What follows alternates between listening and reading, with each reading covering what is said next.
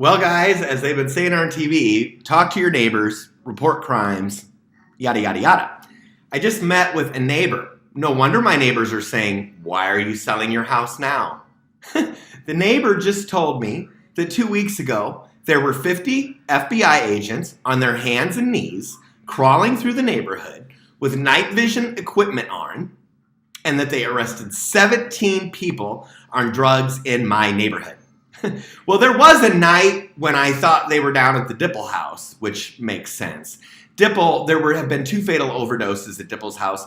You might remember Bo Dipple many years ago. Barb Ickes wrote a story about a man and his girlfriend who were treated very horribly because their infant son died and then police ransacked their house. Barb wrote very much a tearjerker about how the police really mistreated Bo Dipple and his girlfriend. Well, Bo Dipple's girlfriend is dead now too, Barb.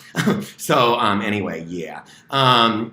At any rate, and I, of course, was almost murdered in my basement by my cousin Bobby and his friends from the neighborhood. So now, hearing that they got 17 people on drugs all over the neighborhood, on their hands and knees in night gear, I feel safer.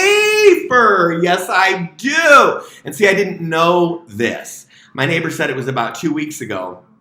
Obviously, other people in the neighborhood saw it because they're all like, why are you moving? Why are you moving now? Why are you moving now? Well, I have very good reasons, for why I want to move that don't really change. But I'm going to say something else. I met somebody.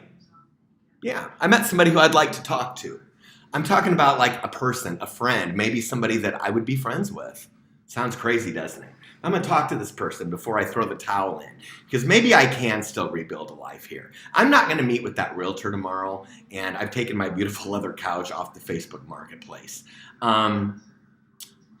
I feel much safer knowing that the FBI is all over my neighborhood and that there were 50 of them on their hands and knees rounding people up 2 weeks ago. I feel 100 times safer. I've known all along the FBI is in my neighborhood, but whenever I say it, they threaten to take me to Unity Point Trinity. They say I'm mentally ill. I mean, I'm being so abused by the filthy, corrupt law enforcement of the Quad Cities that I don't know what to think. But yeah. I knew the FBI was in my neighborhood, but I didn't even know they were in the house that all my neighbors are telling me they're in. I thought they'd been in a different house. And you know what's so funny, just so that people know about Rock Island? Because my neighbor said, well, I was never told I couldn't say anything. I've never been told I can't say anything either. And praise God, we live in America. We shouldn't be told we can't say anything. But me and the neighbor, we're like, we both know, it's a corrupt town. The news doesn't get reported. Bad things that happen don't get reported because it's controlled by the corrupt politicians and the corrupt cops. And this neighborhood, look, rednecks, we're smart. We don't take any shit.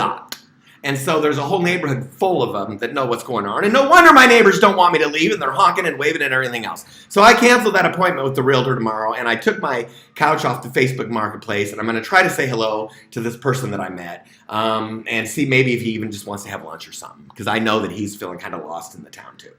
So then we'll see what happens. I'm not, I'm not giving my house away, folks. I'll talk to you tomorrow.